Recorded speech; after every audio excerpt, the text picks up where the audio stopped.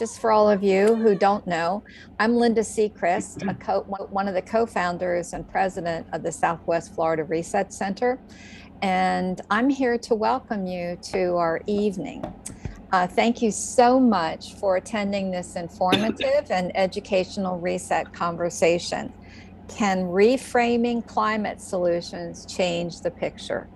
Puszkin-Chevlin, PhD, will take us on a journey of discovery and insights surrounding climate solutions. Some of you with us today may already know that the Southwest Florida Reset Center is dedicated to finding workable solutions to the root causes of our environmental issues, particularly those that address clean water and rebuilding healthy soil. We are a not-for-profit organization with the aim of mitigating or reversing the effects of global warming, which are showing up in our bioregion of 5 counties. We as Reset, make our home on the campus of the Unitarian Universalist Congregation of Fort Myers, which is on Shire Lane. The Reset board members here with us today, which I believe we have Gary, he is our treasurer, and Holly, who is our secretary. And I don't know if we have anybody else here that are part of us or not, but we are all here this evening to welcome you to join us. So only 3 years ago, we were concerned citizens. 6 of us came together after the March on Martin Luther King Day, intending to prove that the famous anthropologist was right. Margaret Mead said, "Never forget that a small group of concerned citizens can make a difference, for indeed it is the only thing that ever has." And we are finding that quote is very true. So Holly, do you want to put up what our reset letters stand for? All right. I can't. I'm not going to, so you're going to have to read it out for us. Restorative. I don't want, yeah. Okay. Restorative, ecological, sustainable, transformational solutions. Our name Reset is an acronym. That's what it stands for. And that we provide education for the public. And we are doing so tonight with Anna's presentation. Before we move on, just a couple of housekeeping tips. Please keep yourself muted during this session. We plan for an 1.5-hour presentation. If you have any questions, put them in the chat box and someone will be monitoring those to ask them later, or let us know if you'd prefer to ask your own questions. And now to introduce our speaker. As sustainability and urban planning professional with 25 years of experience in researching, analyzing, and framing policy and projects related to land use, economic development, climate resilience, and environmental protection, Anna is at the forefront of advancing climate resilience. At Growing Climate Solutions, she leads a team of experts building partnerships throughout Southwest Florida to leverage their resources and amplify the impact of solutions. As an educator, Anna has taught at Florida Atlantic University and Lynn University and Columbia University, and speaks regularly for educational outreach events, professional conferences, and nonprofit organizations on the topic of climate resilience and climate protection. Anna, take it away. Well, thank you so much for that very gracious introduction.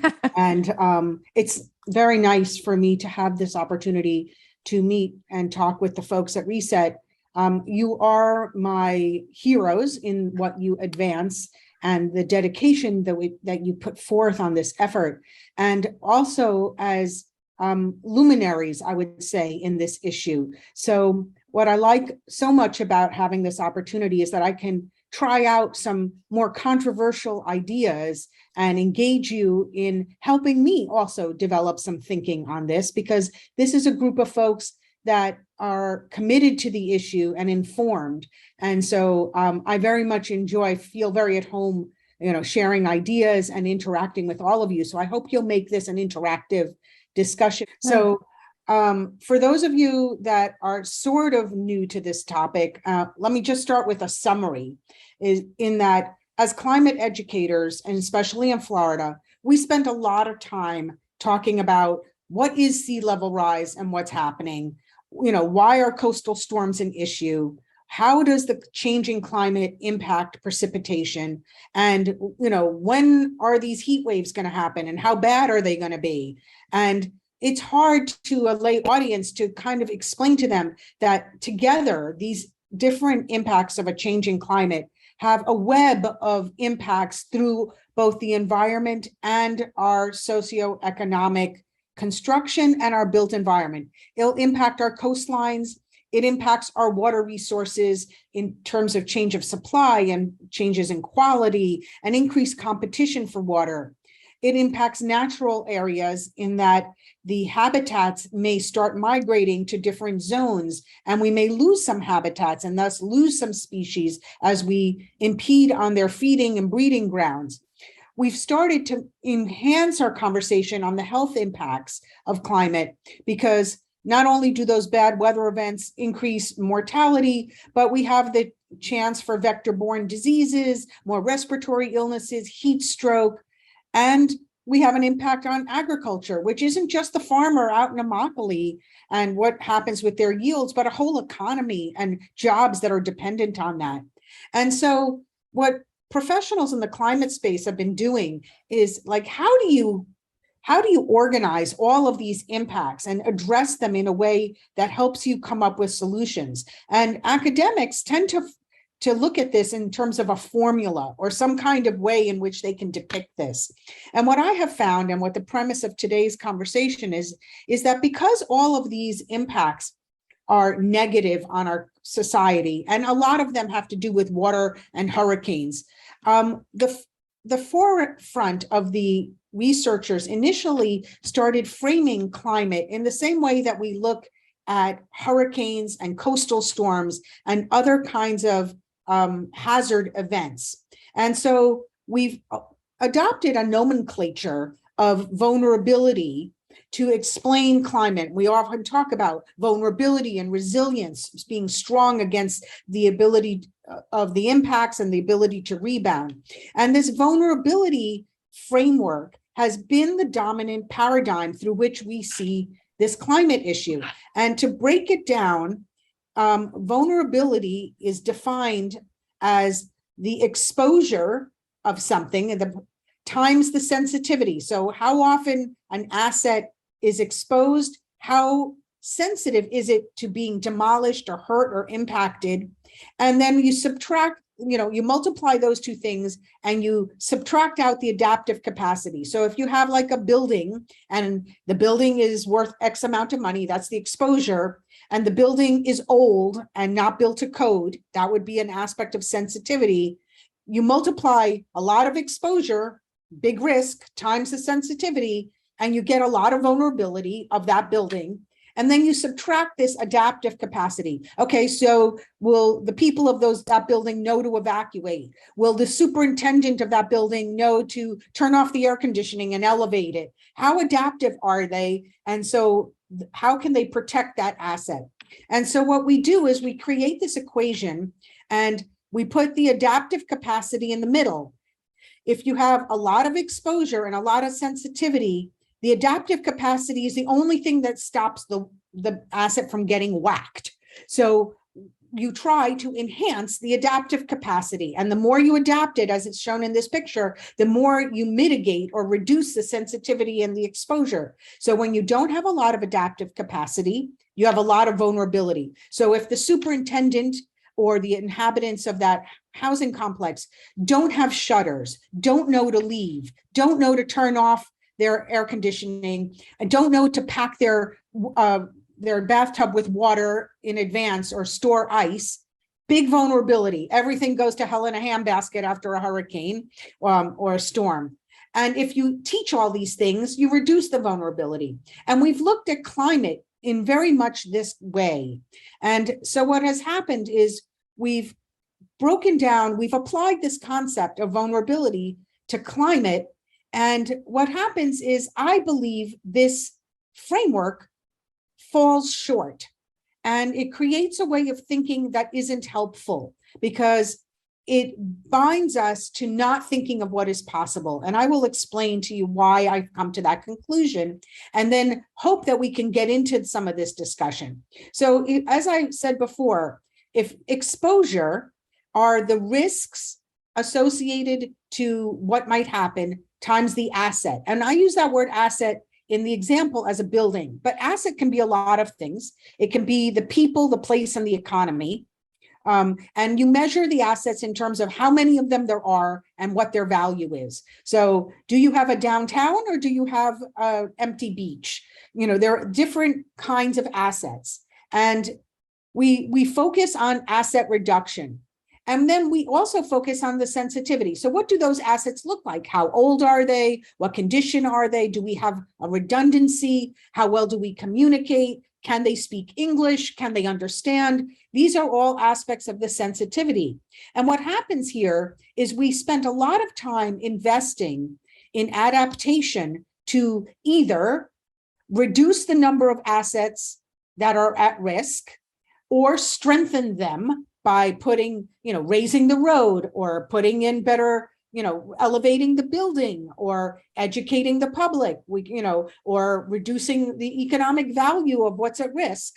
And we spend a lot of our efforts on climate in these two categories. And that leaves this risk category sort of out of the picture, because the risk is something that's hard to control. What is the risk of hazards? It's what is the event, how often it's going to happen, and how big an event it's going to be. So the easiest application is hurricanes. How many hurricanes are we going to have? How often are they going to show up? And are they going to be a category 1 or a category 5?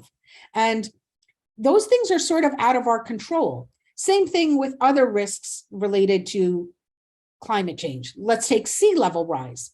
Okay, what kind of event and how bad is it going to be? How often is that sea level rise going to inundate those properties? Is it twice a year on the king tide, or is it 26 times a year? Which assets, and how bad? Is it going to be 2 inches or 6 inches? And it's very hard to control that. And so that leads us never to address the driver of climate change, which is the mitigation of the greenhouse gases. If we could mitigate the greenhouse gases, we would reduce the frequency of these events and their magnitude. So because we tend to ignore this part of the equation, the way we look at hazards gives us a pass on never addressing greenhouse gases, this part of the equation. Sorry, I think it advanced a slide. So what that tends to do is, a lot of people have seen this paradigm for adaptive capacity. We use this slide all the time to explain to people, well, in the climate debate, you can either try to adapt the uses or mitigate the causes. And so what I'm arguing is that this vulnerability framework that we've been using, that we've borrowed from the hazards world, it tells us, okay, let's change the location. Let's spend money with FEMA and with our first responders, because people love to put money into, firemen and policemen and their equipment to handle climate impacts. Let's upgrade our buildings. That hires contractors and gives business to, companies that are going to fix our roads. Let's work with health professionals and teach people to stay out of the sun and stay out of the heat and to monitor for Zika. Let's get all of these programs in place and reduce either the assets or their sensitivity. But it never promotes us to actually deal with the hard stuff, which is the mitigation of greenhouse gases, how to teach people to conserve energy, how to get people to adopt renewable energy, how to improve transportation. So the carbon sinks, what can we do to enhance the agricultural capacity to absorb carbon? And that's where I think this paradigm falls short. So I would say that the vulnerability framework, is it enough? That's my thesis. I say it's not, because what it does is it attempts to preserve the status quo rather than imagine a better solution. So I call it systems supporting. If you give the fire department new trucks that can go through the water, they can clear the impacts of the storm. If we give the health department more funding, well, they can put signs up and give thermometers out to people and teach them not to stay out of the heat. Instead of saying, well, let's plant some trees and reduce the heat. And I think part of the reason that that happens is that the aspects of the mitigation are not really easy to use a cost-benefit analysis. And the adaptation is really easy. If we spend X amount of money to raise the building, we save the building, we know what the ratio of cost to benefit is, and it's really quantitative. So it's easy to write a budget for a grant because you have a cost-benefit equation and you can show that the money is well spent. But when you try to say, hey, let's plant a lot of trees, or let's buy this land to absorb more carbon dioxide or to provide more shade, how do you value the value of the shade? Like, what dollar value can you put for the cost of the shade? You have the cost of the tree, but the benefit is really hard. If you try to invest in protecting mangroves, which are really important, how do you come up with a quantitative value for the fishery nursery that provides, or the fact that it allows for accretion of the soil? It's very difficult to quantify that.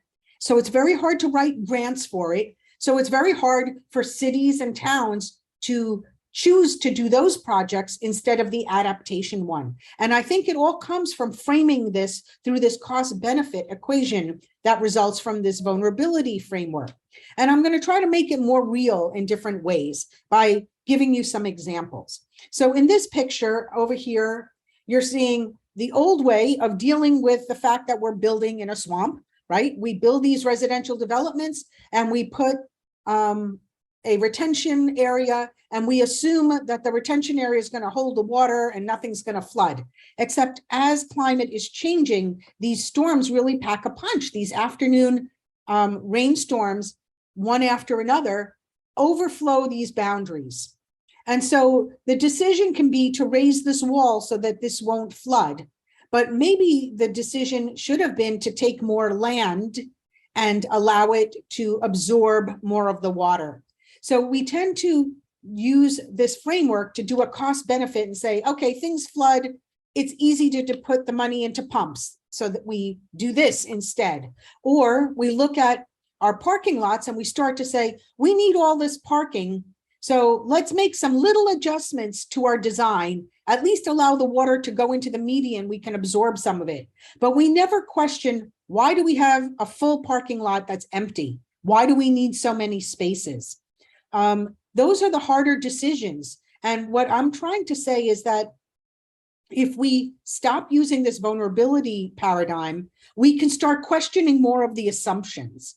And as we question the assumptions, we're going to come to a different set of conclusions, and that is going to lead us to a better path. So we know, and we're starting to do that. So we make this assumption that the best way to deal with water is to just, either let it sit or let it absorb, and that's good. We never thought of actually capturing it and reusing it, because there are zoning and neighborhood aesthetic issues that would really prohibit some communities from setting up a system like this. It's pretty primitive. Now, what we really need to do is start looking at that. If we assume that the water needs to be captured and not just gotten rid of or moved off the property as quickly as possible, because that increases vulnerability, the more water, the idea that water engineers have is, if it rains and there's too much water, you either have to get the water off the property into a pump and into the system as fast as possible. So these ideas don't come from a different way of thinking. These ideas come from, this is a valuable resource, we need to save it for a day when there isn't enough rain. And we're not there yet. So this isn't the norm. This is the norm. But I argue that if we start questioning the assumptions, we'll go to this and we'll eventually actually move to something like this, where the house will be designed with a different set of assumptions, that this water must be kept on property. Not only can we do it like this metal bucket, we can make it beautiful. We can integrate it into our architecture and create a higher level of design because we're coming at it from a different perspective. The same is true when we look at what to do with seawalls. This is the problem that we have. We built some seawalls. On a high tide, they no longer hold the sea back. So areas flood. So the typical answer is, let's build a higher seawall, just engineer it better, higher, stronger, because we have to keep the water at bay. We're learning that, well, nature can really do a better job. So let's save some of those mangroves. But because we're approaching it from a vulnerability assessment, we're saying the mangroves are good and we can provide some fishies a place to be born, but let's still put this bulkhead here, make sure that this road is high and dry. And if we can accommodate the mangroves, that's terrific. Maybe they break some of the water. What we really have to do is say, this isn't enough. This mangrove is not going to function as nature designed it because you have 6 feet of mangrove. You need a lot of mangrove for that. To really attenuate a storm, you need an acre or more.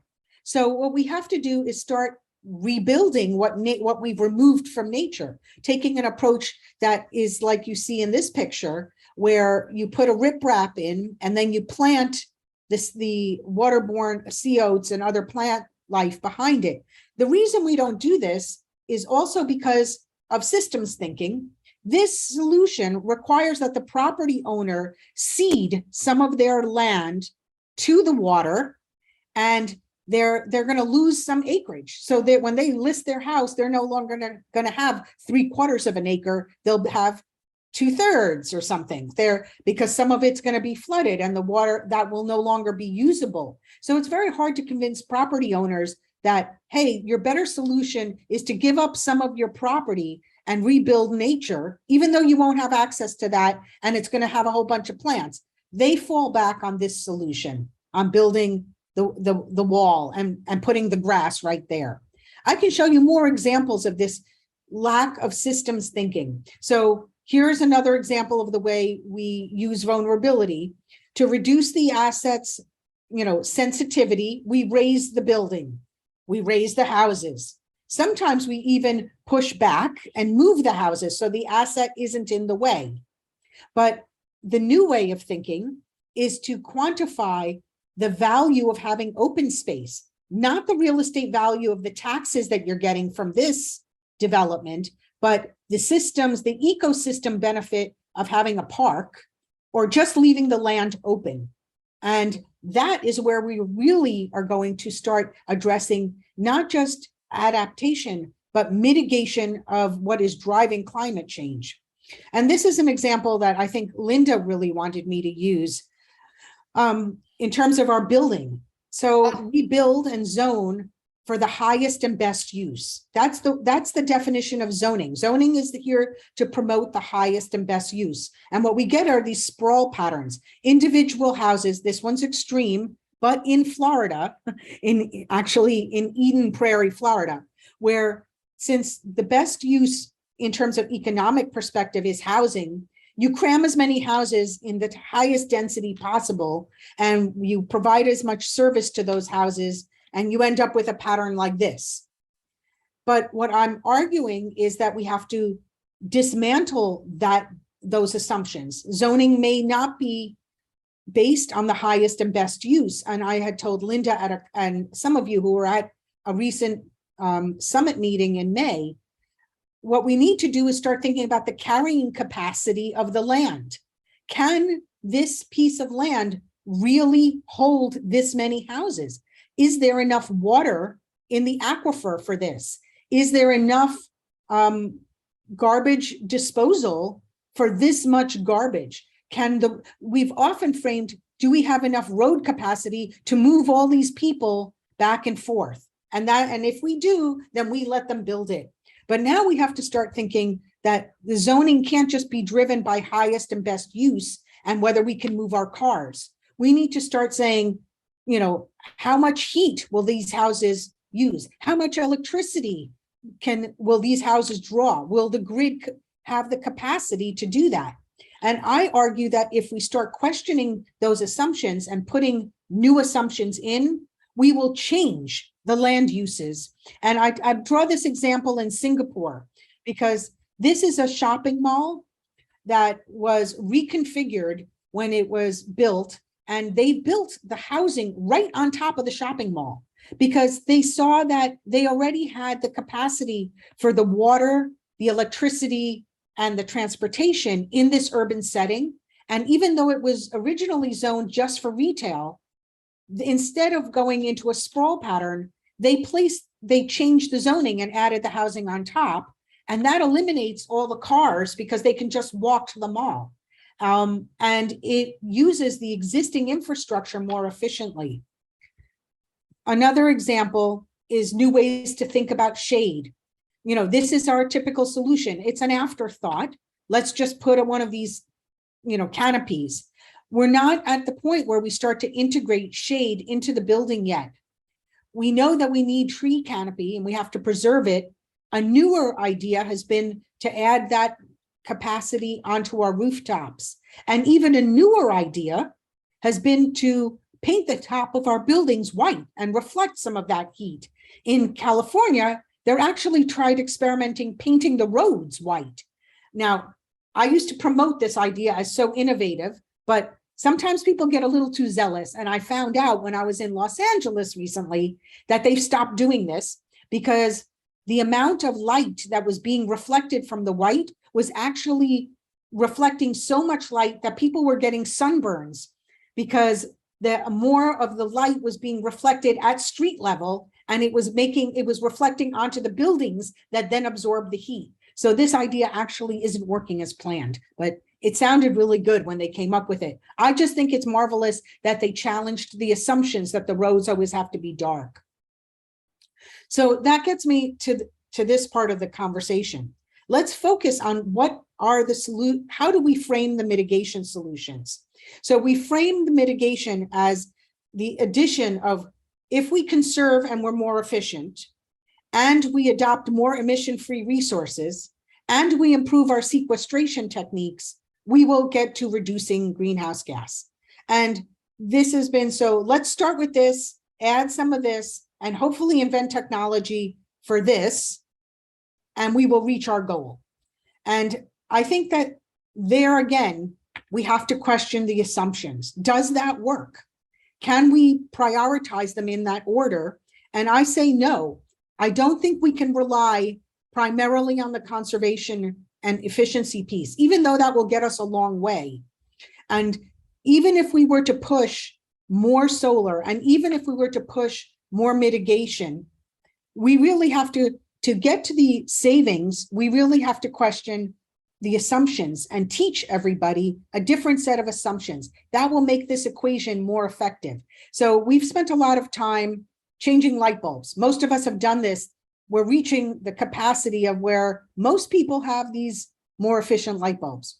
We've pushed Energy Star appliances and more insulation.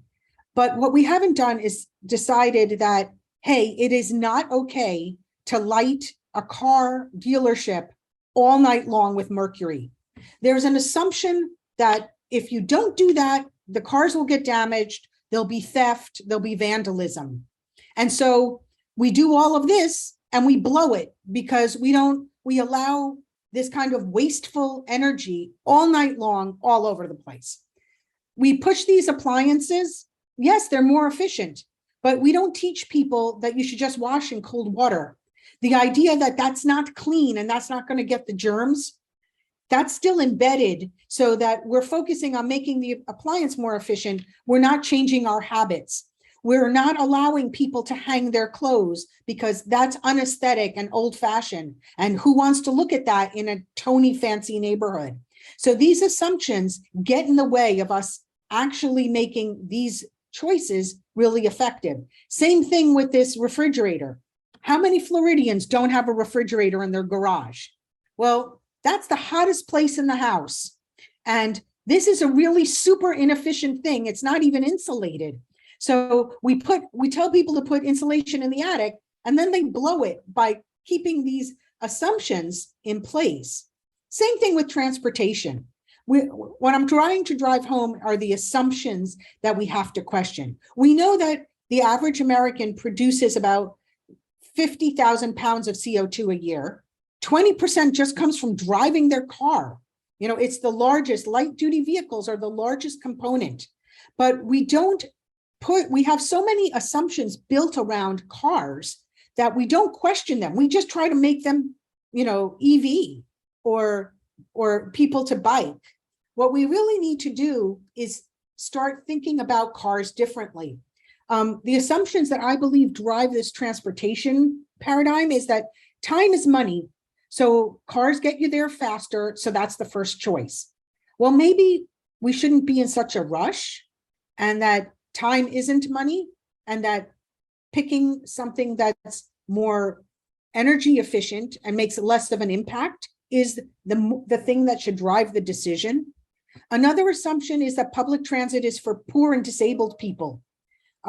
So we need to run it because some people need to use it, but that's not what affluent people use. They just use their car.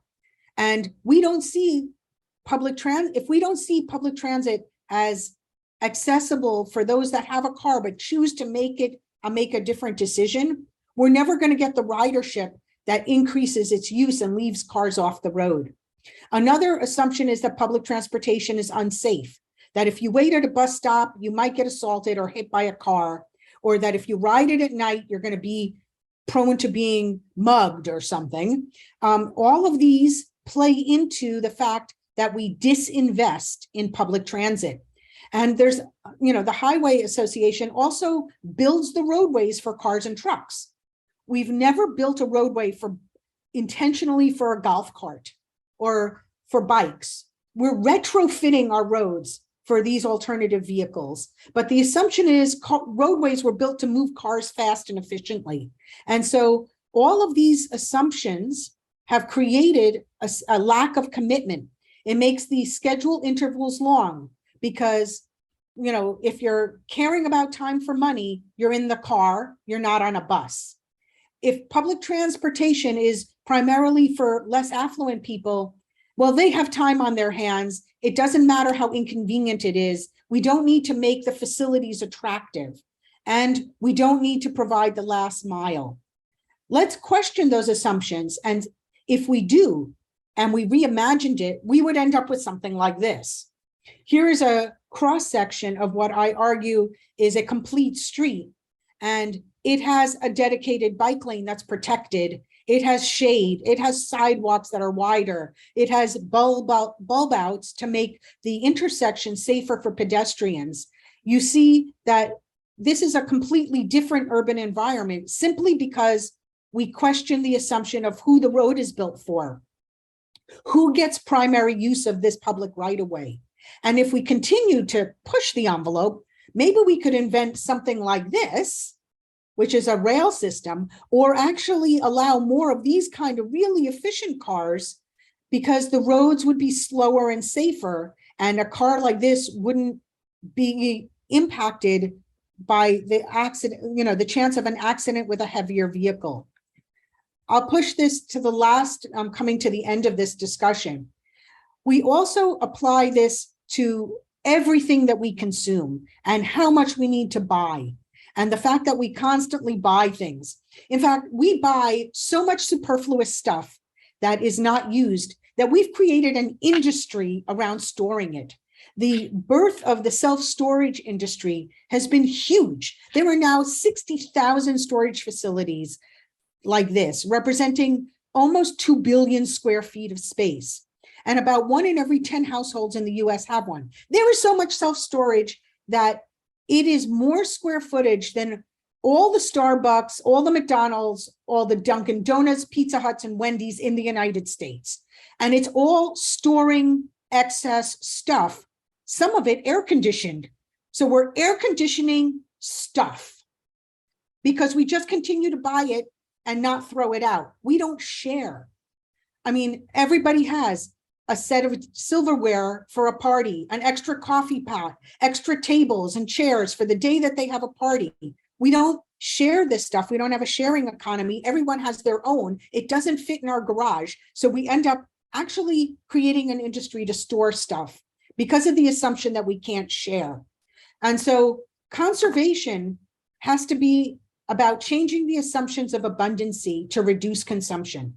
We can't assume that we just have so much that we can throw it out, or that everybody needs to have their own. And recycling isn't enough. We have to use less disposable goods. We have to get rid of this fear of germs and liability that prevent us from sharing and reusing plates or silverware because they're not clean enough, or the clothes that are older or used aren't clean enough. We have to reinvent a repair economy.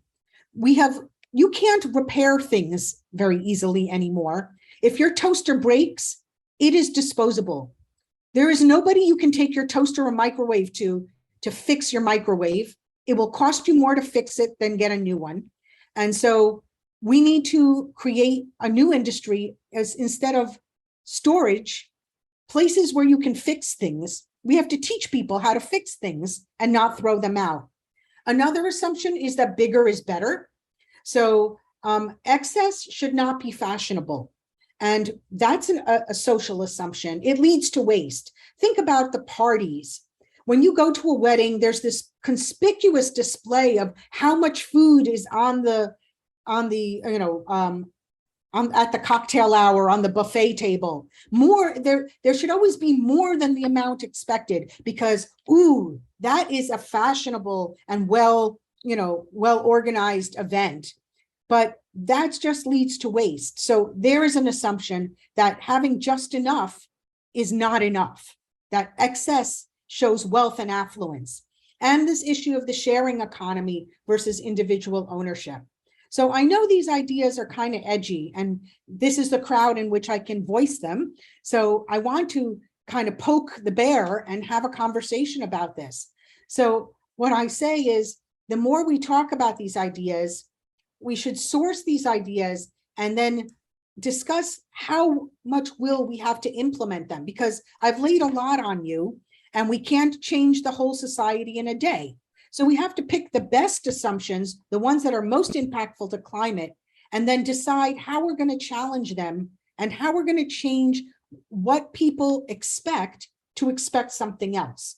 So from, to tie the beginning to the end, instead of starting with this premise of vulnerability because it works from hazards and we just borrow it, we need to change the whole discussion and then change the assumptions that it's based on. And that will lead us toward discussing more sustainable lifestyles, which will actually get to the mitigation piece.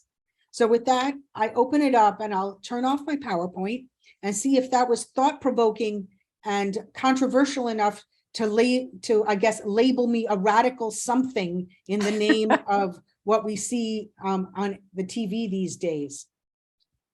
Anna, that was terrific, terrific. Well, thank you.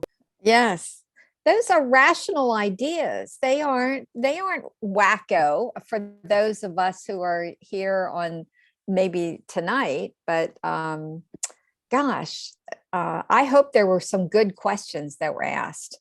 Ladies, were you collecting them? No, we didn't put questions in the chat. So okay. If whoever has a question or a comment or a solution, raise your hand and we'll just call on you in order. There you go, Linda. I guess you're first. Yeah, who Anna in Southwest Florida has the ability, the calculations to determine how much water for each person. So do we have the capacity for building all those houses that they want to build? Who determines that? The answer to that is the people who mostly control how much water is allotted to each city is the South Florida Water Management District. And they have very good modeling and take into account how much water is available without the impact of an unusual drought, based more on historical data than on forward projections, though they are getting more sophisticated in their modeling and forward projections. And there is water that it can be tapped at an expense. It's more brackish. It's not easy to pump. It's down deeper.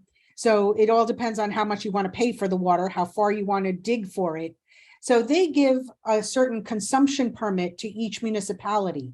The question is how the municipality manages that, and when they, how much they zone, and there isn't a good connection between the capacity, the use in the houses, and the capacity that the cities match up to that density. In fact, what they have often done is they justify more housing based on reducing waste. So if we improve the pipes, we'll lose less. If we irrigate less, we'll use less. And they continue to, in my opinion, to allow more development than is really reasonable. And eventually it's just going to cost them more money to dig deeper or to cut back on other uses and become more efficient. Thank you. So I have sort of a question and a comment, but it kind of comes out of a comment that good-natured Lori put in the chat. So I thought I'd read it to you, Anna, too. It says, this is great. How many of this is going to be sold to developers and commissioners? I went to a community meeting last night about a proposed building of 330 apartment units in North Naples.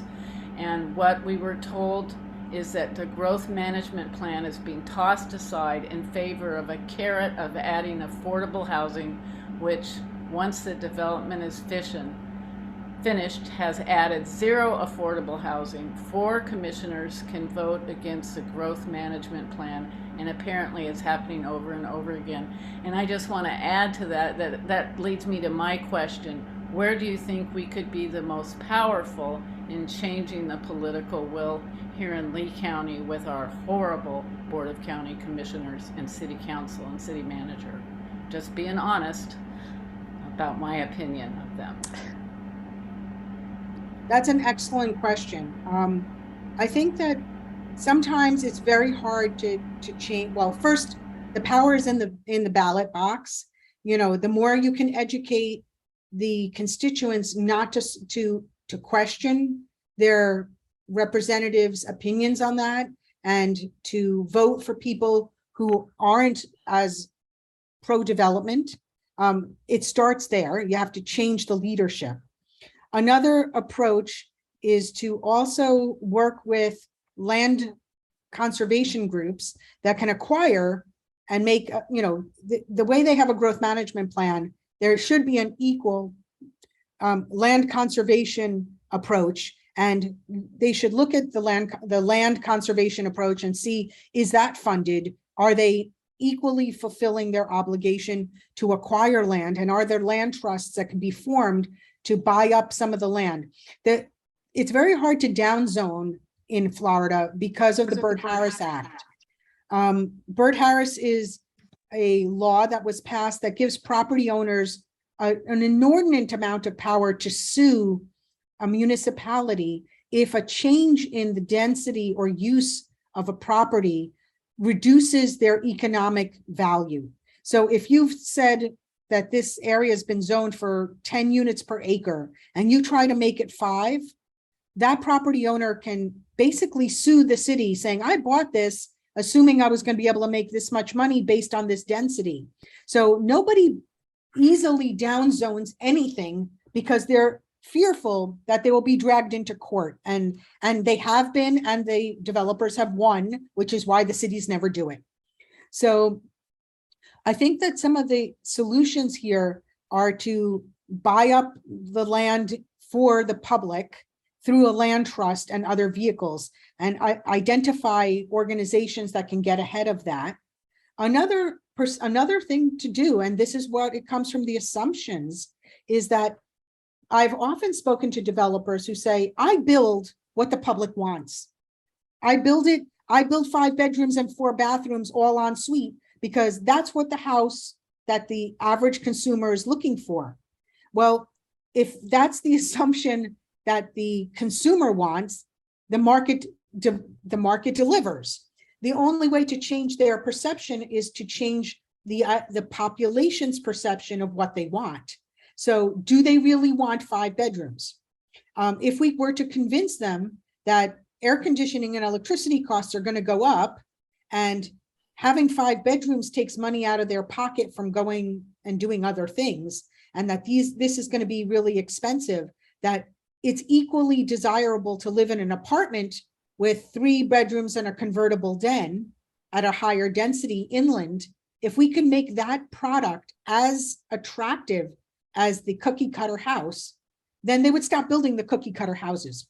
So some of that starts with, social media education at a young age. I mean, I blame millennials blame the great generation and us boomers for ruining the environment. I blame the Brady Bunch.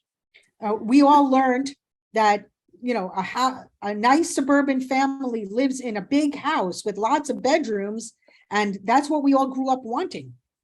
We were anti-urbanists. We suburbanized everything. Now we have a chance to educate a younger demographic that being in the suburbs is boring, and that maybe they should be buying a condo in a high rise. That's so much more efficient. P.S. There's a lot of land. If we rezone for higher density, no developer's going to complain about that. They can make more money, and we could stop building on green fields and redevelop existing brownfields and create more density in urbanized areas where the roads are already there and the sewer systems are already there and the distances become smaller, and you pack more people, then all of a sudden, boom, transit works. You have enough riders at a higher density. You can run buses more frequently. There are more people, and we create these efficiencies. So in a way, it's the long-winded answer is, well, we have to start changing what the preferences are, what we think is desirable. Awesome answer. I want to call on Salemi because she's had her hand up for a while, if that's okay. And then who's up next? I just want to say, desirable for the people that are moving, the 1,000 people that are moving from other states to come to Florida, but the people that live here cannot pay a house, for example, in Naples for that amount of money.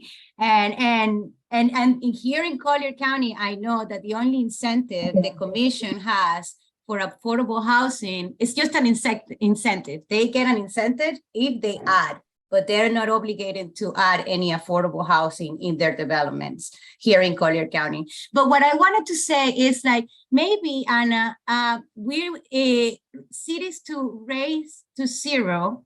I put it on the chat, and we have the city of Cape Coral that have been part of this initiative. This started with Chris Castro too, and it comes from the UNF, for the United Nations Climate Change Framework Convention.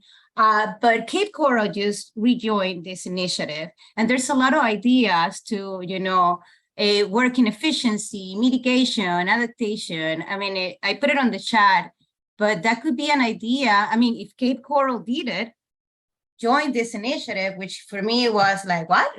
Really? Orlando, it's there. There's other cities in there. I wonder, because these are cities working together, sharing resources, what they're doing and how to work and partnering. So I wonder if this will be a good venue to start working in getting our cities into a sustainable development place, or bring us to that point. One of the, you remind me of something that Chris Castro, who was the former sustainability director for the city of Orlando. That's it. This is what I wrote it for him. Yeah, he's moved on to now the Biden administration, and he was one of the first people that implemented what I consider a groundbreaking program, because he challenged some assumptions, and here's one of them. He created a program in Orlando where all buildings are ranked in terms of how efficient they are. They get a score, and that score has to be published to the public so that everybody can see when they are signing a lease for a commercial building, how efficient is that building, how much that might cost them in their electricity. And he basically challenged the assumption that developers would disclose that information and that was private. Like, you can't get developers to release that data. Well, he passed an ordinance, and hell and high water, they had to publish that data. And that has actually shamed developers that had a D rating to invest, because now a tenant would say, lovely building, but your common area maintenance is going to be way more than if I move down the street to this efficient building. He let the market guide people and give the efficient buildings the leg up. And that suddenly made the buildings that were inefficient not desirable. And now those property owners introduced newer air conditioning and better and more efficient windows, because they were seeing that the market would respond. And so he challenged an assumption that that data was secret and they would never reveal it. He made it public, and then he let the market do the rest. And that kind of innovation, I think, is fantastic. We could do it here. Same thing with the parking ratios. That drives me crazy. There's a book that is used to determine parking ratios for retail, commercial, industrial, and it's baked into our development patterns. And those ratios are pretty high. In other words, for retail in a mall, they almost assume that the amount of parking you need is for December 24th at 10 o'clock at night, like when every single person has to buy a present for Christmas. Most of the year, the entire parking lot is just vacant and baking in the sun. So we have to go back to some of these assumptions that are systemically built and lobby for them. Imagine if we said, hey, we take pictures every day of the retail space and say, go back to the city commission and to the developer and say, I've taken a picture every single day this year and 2/3 of these spots are never used. How about ripping them up and putting some green space in? How about changing in our town the requirement for retail to be X, or that it doesn't have to be non-permeable surface? We have to pick our battle and then stick to it and get the data and petition it and make a noise until it changes, the same way Chris did with those buildings. Yes, Carol? You're on mute. I've just got one comment and two quick questions. Several times during your presentation, I found myself thinking about how things were when I was growing up, about this this whole concept of disposability, and you just go buy something new. That never occurred to us when we were kids, or our parents. Things worked, and if they didn't work, you got them fixed. But our whole culture has changed so much. I mean, these crazy. You get a dial tone phone, and it was good for life. But these, well, I don't even want to talk about what I'm going through with Xfinity right now with my new phone. Yes, but they're built in. What do I want to say? They expire, okay, and they expect you to just throw it away and go buy a new one, which contributes to our problem. Now, two quick questions. What is last mile? I didn't understand that. Oh, I apologize. That's a term of art in planning. So what we have is buses that run, let's say, on a main road, but then once you get off the bus stop, there is no way to get to the final last leg of your trip and your destination. So the perfect example is rail. You can take a train and you get off at the train station, and then the building is 25 or 30 blocks, and there's no public transport other than a taxi to get to that last mile. So to promote mass transit, we have to solve how you get to those big transportation infrastructure projects. If I'm in a suburban house and I want to, I live most of the year on the east coast of Florida. So if I were to try to get to Miami by Tri-Rail, which is their rail system, I have no way, I can't walk to the Tri-Rail station, it's too far.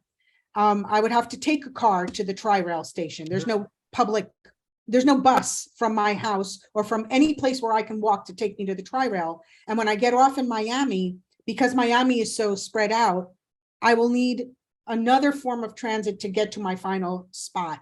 And so we don't do, we may move people up and down the rail station, but ultimately they're still dependent often on a car. And the reason they don't use the train is because they get off in the middle of nowhere and there's no way to get to the next, to the last leg of the trip. So public transportation has to be expanded. So people don't have to. And more people need to live in, you know, transit oriented developments where the living is within a walking or easy, let's say, bike or safe bike distance to the transit that takes them. And when they get off at the other end, there has to be either a bus or a shuttle or some kind of way to get you from the station throughout the downtown, Right. so that you don't get stranded at the station and still have to end up calling a cab. Because you Okay. can do that once, but you can't do that every day. It's too expensive. Okay, and my last question is, I was really surprised when you the picture of refrigerators in garages. People really do that? Oh, yes. Oh, yeah. I never grew up seeing that. I mean, first of all, you have to walk further to go get your soda or beer from the garage. And secondly, if you've got a refrigerator already in your kitchen, then that's just, you're using double the energy. And like you said, it's in the hottest part of the place. So, okay. Well, people do that. And I blame Costco for that. You know, if you go to Costco and you buy, you know, tomatoes and potatoes or milk, you just can't store those quantities in the refrigerators in the kitchen. So people store extra stuff in the refrigerator in the garage, or they think they're going to entertain and they need a beer fridge. And so they run, and part of it, you know, is also this idea of throwing away an appliance that's in perfectly good shape. So we never had one. Why would they do that? We never had a refrigerator in the garage till everyone had to remodel their kitchen. Now you have a perfectly good refrigerator, but it's no longer fashionable. It's not this kind, it's the up and down kind. So rather than throw it out because you don't want to see it go to the landfill, you're like, oh, I'll keep it for an emergency. Then they run it and they're just running an appliance, keeping it cold. It's the most expensive appliance to run in your house. And you're just letting those, you know, the kilowatt hours spin out of control. But do you think that FPL, you know, gives you the heads up? We never challenged that assumption. Okay, thank you. Yes, Gary, nice to see you. Good to see you for sure. And thank you ever so much. Really appreciate it, Anna. I'm impressed that what it's really going to take for real change is systemic change.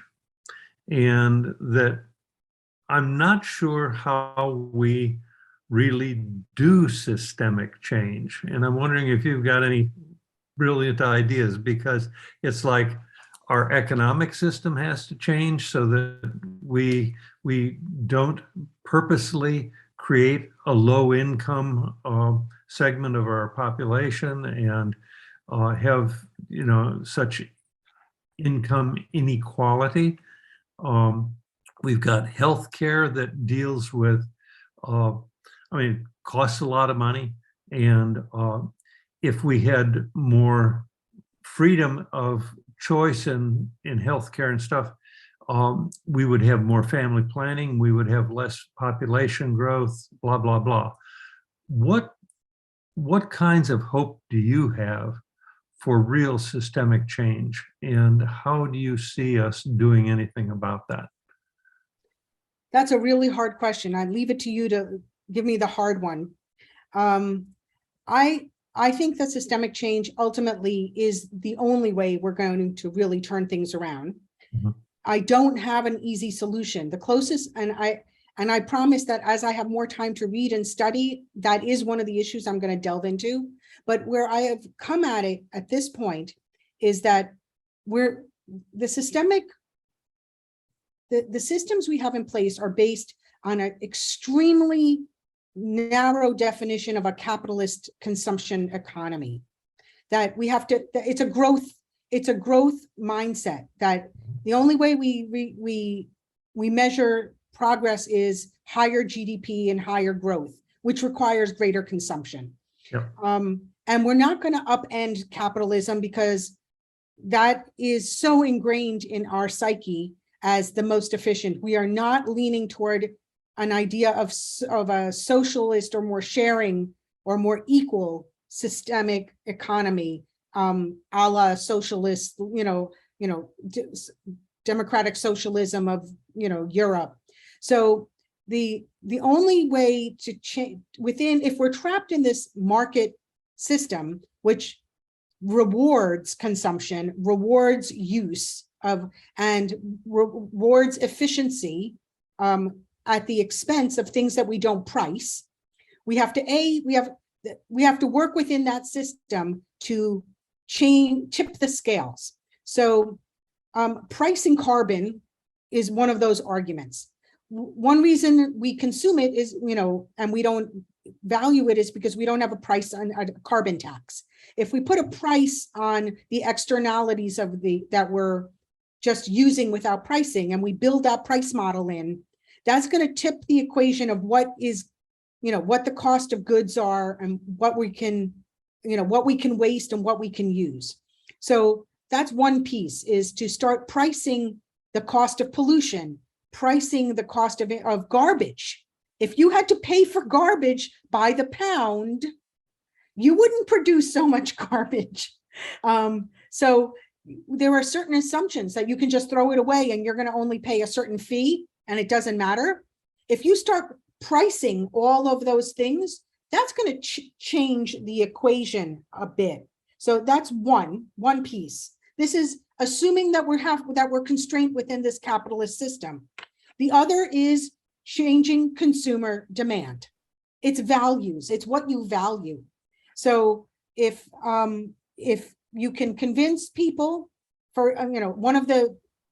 if we can get rid of some of the prejudices that we have, and you can convince people that it's okay to share. And we've started to do this with a lot of things, like the sharing of an Uber. Uber is a fantastic challenge of a norm. We had this assumption from hitchhiking that you can't get into the car with somebody that you don't know because they're going to rape and kill you and your body will never be found, right? And for that reason, everybody had their own car and everybody drives with somebody, because even if somebody was going in the same direction, you couldn't get into the car with a stranger.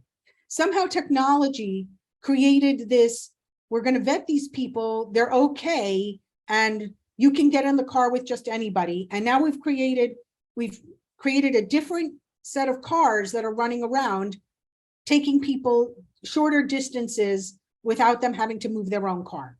And that was a revolution. We're doing it with thrift clothes. Thrift clothes were for poor people. You gave up your old stuff, you got new, and poor people who couldn't afford to get new could use your thrift. And so it was dirty, old, out of style. We have all these prejudices. Comes Generation Z people, and they're like, look at these trendy 70s stuff. I love these patterns. And suddenly thrifting is all in.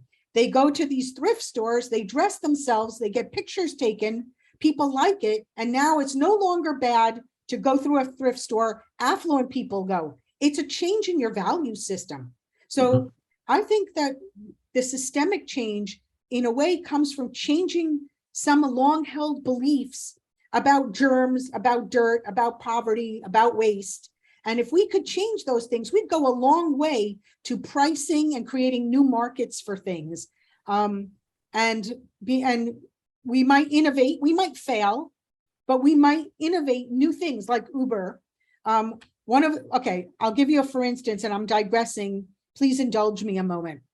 We were in New York City, living in a very small apartment with my daughter.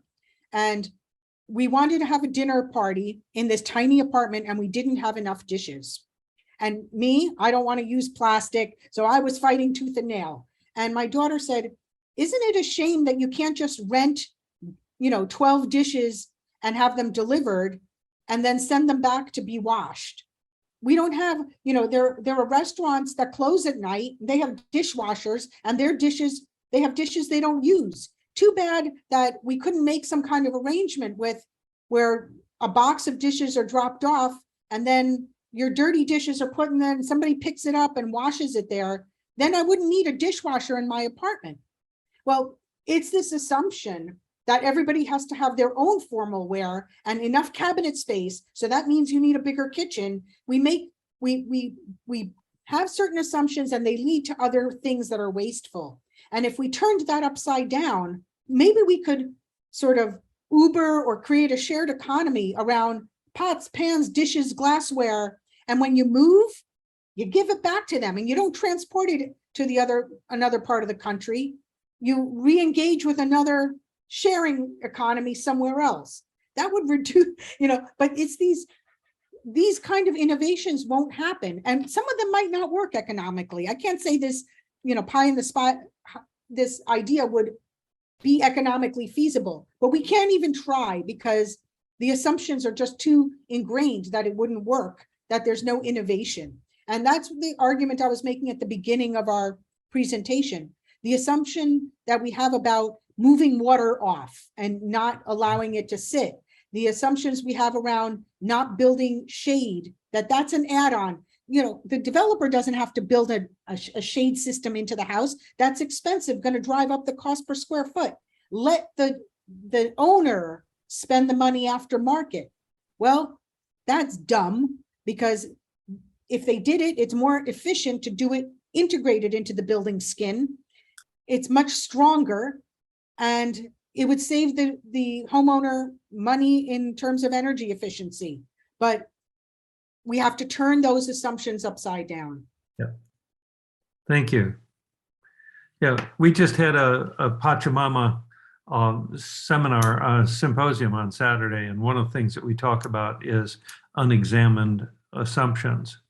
And so this past week, I put together a piece of furniture that we had gotten for my wife for her office. And I was taking the packaging out to the trash bin. And okay, we can recycle the plastic bags that some stuff came in and the cardboard, but what about the styrofoam?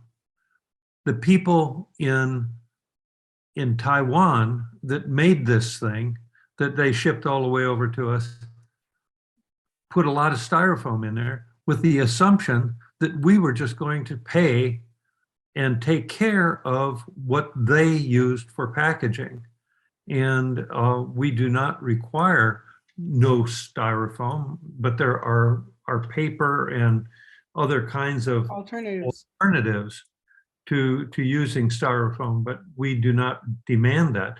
And we have very few people or organizations that deal with recycle of styrofoam. So it gets burned. It's crazy. Right. I see some very good examples of Airbnb or vacation rentals and Airbnb as, you know, inroads into these assumptions. It would be interesting to see that applied. You know, one of the issues we have with affordable housing is the same, that you can't do an in-law suite in a single family residential neighborhood because who's going to live there? It's going to bring down the values. So, you know, they zone them out. Well, if you could build an apartment over a detached garage or convert a house into having more than one person live in it legally, we would go a long way toward having affordable housing. But we don't allow people to have a border because, oh, that doesn't happen in a single family neighborhood. The assumption is poor people, riffraff, might be living in there. And so that brings down the values in our neighborhood. So yes, so empty nesters sit on 5 bedrooms and they air condition all of them, but they can't rent it out to a student, or they can't put up a wall and put up a second entrance because it's not permissible under zoning. Looking at the code red climate situation that we are facing, what gives you the most hope that we can really make a big difference?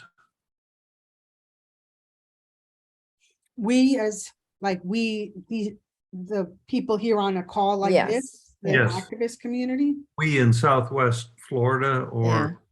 we in the US, whatever. You choose your we. I don't want to say this, but I have to say I'm not very hopeful right now. I think that we're presently in the current state in a real pickle. We've weaponized this discussion and we're becoming increasingly polarized in this country into ideological camps that can't even agree on simple common scientific facts. And so I'm very actually dismayed right now that the loudest voices are a minority of people with very extreme and somewhat baseless opinions about things, and that the voice of reason has been knocked out of the conversation. And I am very concerned about that. I understand that completely. If I had to say, I kind of give up on our generation. If we have any luck, I would love to see kids that are in elementary school now having a different form of education and going and seeing the world through a different set of eyes. But they're going after the kids too. I mean, we've introduced a set of bills to sanitize what thoughts and ideas teachers are allowed to present and to not challenge things. And so I'm very concerned about this. Yes, Holly. I was wondering if you feel that the campaign for the right to clean and healthy water, which seems overwhelming, but we are really pushing for it, will have impact, even if it doesn't get on the ballot, or if it does get on the ballot. And we want to get it on the ballot. So I think that it gives us hope that there are enough, if you get it on the ballot, that there are enough people who think otherwise to get it on the ballot. And you have to it will provoke conversations, and water is an easier issue because, believe it or not, everyone can really get behind the idea of the right to clean water. You can take the word climate out of that, and people, we did a survey back in April with some very horrifying results. And the one thing that polled extremely well is that we have the right to clean water. So now the idea that water and rivers have their own rights is a little challenging to some people, but the right to keep the waters clean is almost universally accepted. So going back to Gary, I think that if I had to give some hope, is that we're keeping the conversation growing, even at a time where things are going backwards in a certain way. We're having, these are the kind of discussions we are trying to get to happen at the tabletops during the October 6th summit that the Climate and Community Initiative has organized. Because I think of the people on this call as, the A team. You've done more thinking about this than almost anybody in this region. This is a group of highly educated, highly progressive thought changers. So we need you to challenge the people who are first coming at this, to show, people that are just engaging with this topic, how deep a thinker you have to become, and how many other people have really interesting out of the box ideas. So creating a community of like-minded people who can sort of enhance the dialogue, I think that's our only hope. We need more Chris Castros. We need more people that are young enough to look at their career and say, I'm gonna be a warrior for this. I'm gonna get into this fight and start changing the world. We need an army of those people committed to politics. And that's an interesting thing I want to throw back at you. We have to teach social studies in this country. Stop teaching so much history. We have to teach civics. We have to teach geography. We have to teach human geography. If you teach human geography and you look at maps, you start to understand how the lay of the land is organized. Most people don't know why the street, I often bring this up. Why are dead ends 75 feet in diameter. Why are they all the same size? Because that's the turning radius of a fire engine. And you need to be able to bring the fire engine. So when you don't have citizens who kind of understand how this world got built the way it is and how it works, how economics work, how politics work, how your government works, how an agenda at a city commission meeting gets on the agenda, how people vote. How can they change the world if they don't understand how the system works? We need to teach more about how the system is organized and how you change it. I hope that that's a positive note to end on. Well, I get one. I just put Citizens Climate Lobby just came out with a curriculum for middle school, but it can be applied to take a look. I'm gonna share it again. It's super interesting. You're gonna love it. It teaches civics. It's related to climate crisis. It teaches you En-ROAD, which is a simulator that can be used for climate solutions, developed by MIT. It's super cool. I have to put it again for you. So we just came out of it and it's so fabulous. And it's with the standards of the education system. I'm not a teacher, so I don't know too much about that, but you can teach it in a school. Well, thank you so much, Linda and Holly and Gary and Ensign, if you're on the call. Yeah. And all of you, thank you so much for this opportunity to sort of test out some ideas on you, see where they go, and hopefully charge you up and get you engaged. I really appreciate you guys. Thank And I you, wanna Anna. for Thank giving you, me this Anna. platform to chat. Yeah.